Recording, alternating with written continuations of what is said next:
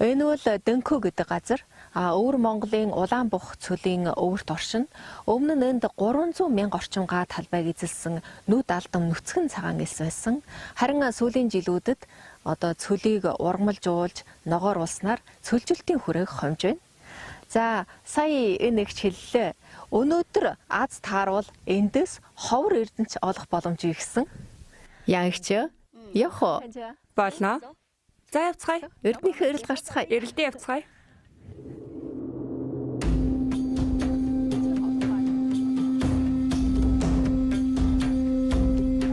Эндээс холгүй элсэн манхнуудын цаана загийн төгөл бий.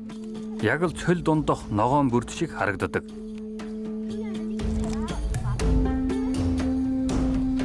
Гаавч ашгүй таарчлаа. Гаавч юу? Хүй, байж байгаарай. Энд байх шиг байна. Энд авах шиг байна. Харсноо. Тийм биш дээ. Яг л хулсны сүвэ шиг шавгар үзүртэй болохоор хөрснөөс дороолц хуугаад ирдэг. Үүний доод талд бий.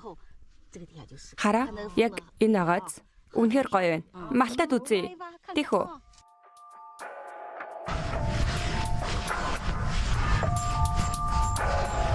Эрдэнэ гарч ирэх нь.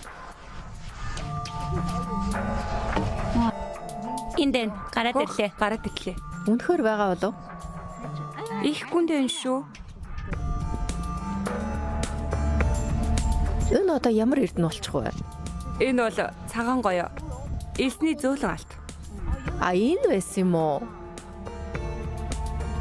Цагаан гоёо нь говь цөл газрын ургамал юм. Ихэвчлэн 15-аас 40 см урт, шаргал хөрөн өнгөтэй, мацуутаг мөөгтэй төстэй, жаахан чихэрлэг амттай. Хавар цэцгэлдэг бөгөөд тарьсан улирлаас шалтгаалan жилдэн 2 удаа ургац авдаг. Эмийн ургамлын тол бичигт цагаан гоёог өөрөнд тижээлөгч цус төлжүүлдэг гэж тэмдэглэсэн байдаг. Гайхалтай гоц. Ийм олон. Ямар их энд бас байна? Энд хормороо бараг 400-500 янг хүрнэ. Тэгвэл их үн төрдөг. Зинхэнэ эрдэнэ гэдэг чи эндээ. Бид нар баяжхандаа игч минь. Тэглэхгүй яах вэ? Мөнгөжих зам нэгдлээ шүү. За, ухаад гаргачихлаа. Хөөх, ямар том юм бэ? Ямар том юм бэ? Голоороо хугарчлаа хайр юм. Одоо зэрлэг цагаан гоёо олоход маш хэцүү болсон доо. Тэгэд бид яагаад ийм амархан олчих вэ? Энэ үү? Үүнийг бид тарьсан штэ. Тийм үү? Би хэлсэн штэ. Энэ хавийн бараг бүх цаг модны доор байгаа. Үүнийг бид мяв ахыг дагаж тарьсан юм. Заггүйгээр цагаан гоёог төсөөлөх аргагүй. Нүцгэн цагаан элснээс өөр юмгүй энэ нутагт цаг тарьж эхэлснээс хойш давхар цагаан гоёоны ургац авдаг болсон тухай Ян Лими уучлалаа. Тэд үүнийхээ гавьяаг элсний нүүдлийг тогтоогч мастер Мяо Шин Юантай холбож ярьдаг. Энэ жил 70 насыг зооглож яваа Мяо Шин Юан бол Дөнкөө шаны тараачдын Шин Юан хоршоолын ахлагч юм. Тэрээр Бээжин хотод нийтийн хоолны бизнес эрхэлж олон сая юанийн орлого олж байснаа эцгийнхээ дуудлагаар 2000 оноос уугуул нутаг Улаанбухын элсэн цөлдөн иргэн ирж амьдралынхаа сүүлийн хагасыг цөлжилттэй тэмцэх ажилд ганцуу шамлсан нэгэн. 23 жил болж байна. Эхлээд элсийг тогтоох ажил хийдэг байсан. Энд байнга залхалдаг. 2000 онд ирэхэд манай энд ганц ширхэгч модгүй. Нүд алдам улаан элс байсан. Дөнкөө шан цөлийн өвөрт оршдгоо умардын залгын ихтэй газар. Энд мод тарчих бол хот руу хуйлрах салхины эрч буурна. Маань ойн ажилтан хар багасаа л мод тарж өссөн хүн. Би элсэн манханд тоглож өссөн. Багасаа мод тарих дуртай хүн л дээ. Говь цөлийн Дөнкөө гихшэн Улаанбухын элсэн цөлийн зүүн хаяанд оршдог. Нэгэн цагт Улаанбухын элс жилд дунджаар 10 гаруй метр нүүдэг байсан тул газар тариалан зам харгуй элсэнд бологдсон хүмүүсч аргагүй эрхэнд гэр нутгаан орхин дөрвөхөөс аргагүй болсон. Одоогоос хэдэн 10 жилийн өмнө Дөнкөө шан цөлжилттэй тэмцдэг ажлыг тууштай эхлүүлсэн бөгөөд Мяо Шин Юан 2000 оноос их ажлын фронтод эргэлт буцалтгүй нэгджээ. Заг нь гант төсвөртэй. Амжиргааны асар их эрч хүчтэй мод. Тийм учраас бид энд газар нутаг түрээсэлж аваад заг тарьж элсний нүүдлийг тогтоогадлаа эхлүүлсэн. Бага наснаасаа аавыгаа дагаж мод тарьсан Мяу Шинюань цаг модны онцлог шинжийг сайн мэддэг. Ганд онцгой тэсвэртэй цаг модны үндэс нь газрын хөрснөөс бат аргамжигдсан байдаг. Үндэс нь газрын гүнд 4-5 метр хүртэл тэлдэг тул олчноос ус чийг авахын зэрэгцээ хөрсийг тогтворжуулж элсний нүүдлийг сааруулдаг аж. Заг хөрсийг сайн барьдаг. Нэг ширхэг заг мод 5-7 км талбайн элсийг барьдаг. Тарьсан цагаан урхахыг харах бүртэн тэрээр эгээл өөрийнх нь үр хөхөд өсөж өндөөж буй мэт баярлдаг. Заг бол ганд онцгой төсвөртэй мод. Үүнийг би энэ хавар тарьсан. Ганц л усалсан уу? Ганц л удаа усалсан. Тэр үед 5-6 чих суулгаснаас 2 нургажээ. Нэг ховл ус хийсэн юм да. Үндснийхээ угд чихтэй байвал ургачихна. Мод тарьдаг хүний башлын юм л да. Цул тарьсан мод ургана гэдэг юунаас ч илүү жаргал. Үнэн голоосоо баярлалаа. Амжиргааны хүчээ гэж. Амжиргааны хүчээ гэж. Цаг нь ганд тэсвэртэй мод хэдий ч тарьсан болгоно нь ургана гэж байхгүй. Мяу Шинюань өгсөн суулгацаа хараад нулимс унагсан удаач бий. Энэ хавийн элстэн дөө. Тэгээд ч салхины ам тосдог тул тармал загууд нь цөмөр элсэнд болгочихсон. Нэгэн ч ургасангүй. Сүрлэн дөрвөлж маанч харахтгаа болсоо. Ганц чирхэгч үлдсэнгүй шүү. Ядаж үгсэн суулгацж харахтгаа байна. Бүгд элсэнд болгочихсон. Хардаа. Сүрлэн дөрвөлжиж байхгүй байгаа биз. Ядаж 20-30% нь ургасангүй. Уйлаа барж тарьсан суулгацыг хүчтэй тайлах хуу татаад хайчихлаа. Үүнийг харахаар л сэтгэл их шимширдэг да. Уяншин бол тус хоршооллын нэгэн гишүүн. Тэрээр Мяу Шинюанийг дагаж цаг тарьж цөлийг ногооруулахад дэм болсон нэгэн.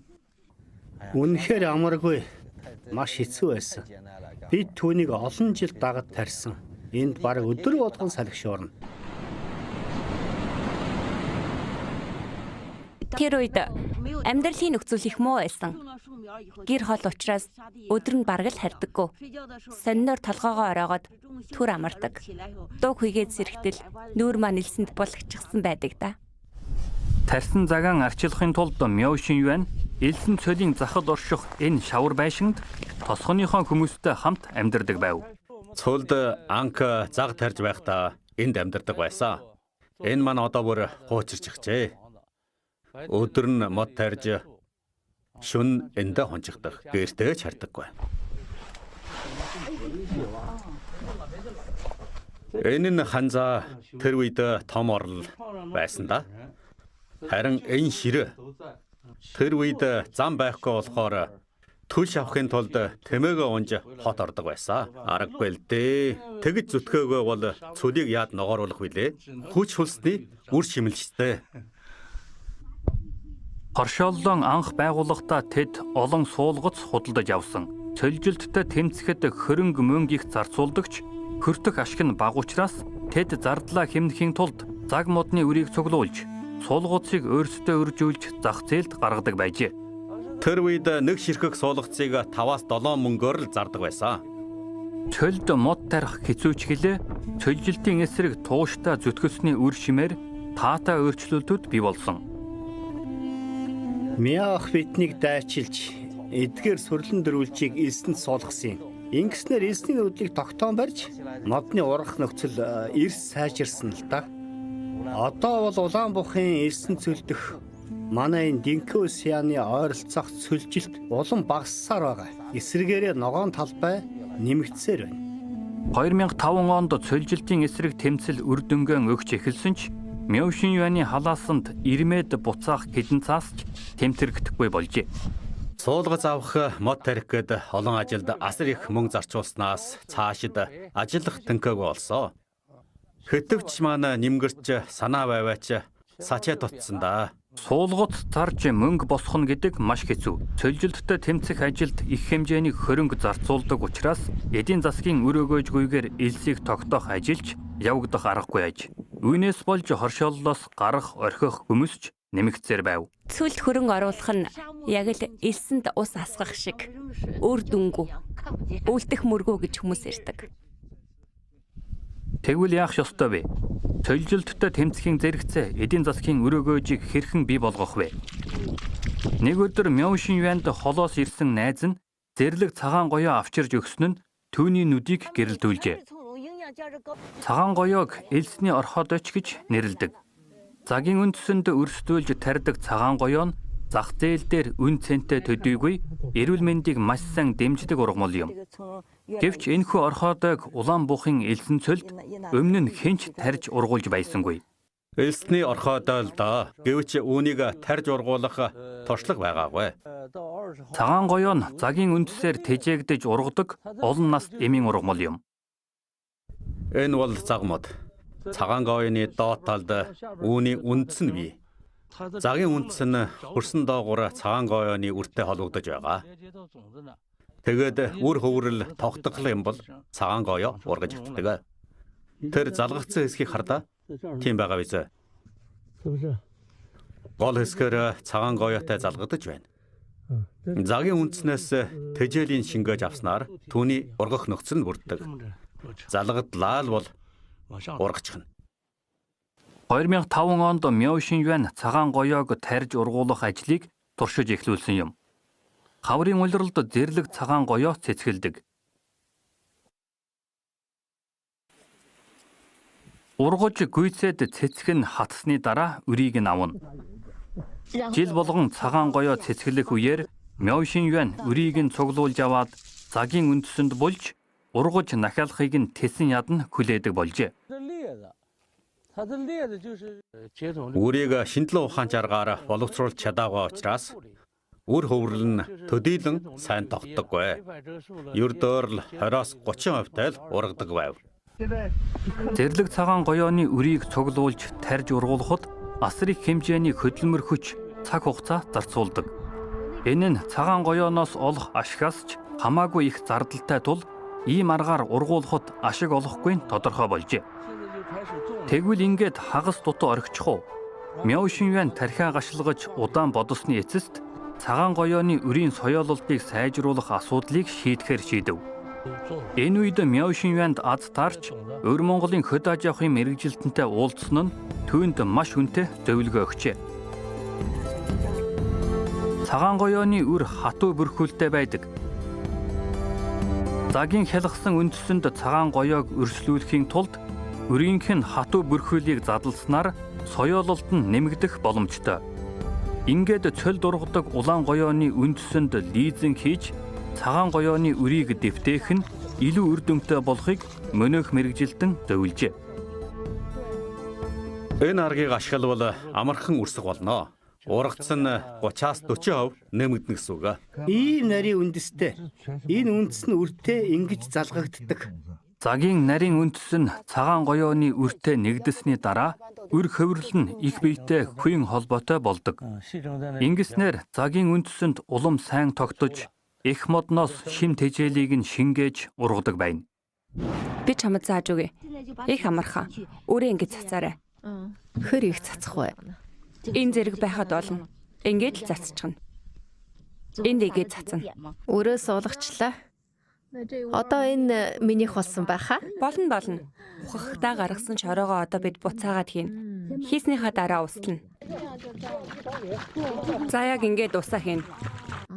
За тэгээд усалсны дараа ирэх жил энэ загийн үндэсэнд бид хоёрын энэ харж байгаа энэ залсан өрнүүд аяндаа залгагдана. Тэгээд л соёолж эхлэндээ. За тэгээд сайн ургах юм бол 18 сарын дараа ирж ургацаагаа хурааж авна шүү дээ. Төгье. Мяошин Юан тусганы иргэдэн дайчлан 2005 оноос эхлэн цагаан гоёо тарьж эхэлсэн бол өдгөө хэдэн мянган муу талбайтай болж дунджаар муу бүрээс 8,000 гаруй юанийн ашиг хүртэж байна. Бид 10-аад жил мод тарьсан. Одоо энэ цөлийн элс докторчиж бараг нүүхэ болсон. Харалта. Баярлалгүй яах вэ? Ойн аж ахуй хөгжиж байна. Бид тарьсан цагаан гоёоныхоо үр шимийг хүртэж эхэлсэн дээ. Одоо хүмүүс мод тарих талаар өөр бодолтой болсон. Айл болгон л мод тарьдаг болсон. Яагаад гэвэл заг модны талбай нэмэгдэх тусам цагаан гоёоны ургац ариун сайн авна. Санаа зүбэл заяа зөв гэдэг штэ. Заг мод сайн ургах тусам цагаан гоёоны ашиг нэмэгдэнэ. Тийм учраас бүгдээрээ цагаан гоёо тарих сонирхолтой, урамтай болсон. Цаг мод цөлийг ногооруулж мөн ногоон баялаг авчирсан. Тариалангийн жишг талбай байгуулснаас хойш ойр орчмын олон зуун тариачид заг тарихаар шуударсан. Үүний улмаас цагаан гоёоны аж үйлдвэрлэл хөгжиж, эколог болон эдийн засгийн давхар өргөөжийг бүртээх болжээ. Хүн төрлөختөн цөлжилтөд тэмцэж мөн элснээс ашиг гаргах замыг давхар хайж байна. Байгаль экологийн тэнцвэрийг хадгалахын зэрэгцээ орон нутгийн нөхцөл тохирсон цөлийн онцлогтой үйлдвэрлэлийг хөгжүүлэх нь сул норх элсийг сувд болгож тогтвортой хөгжлийг өнөхөө биелүүлэх боломж бүрдүүлэх юм а.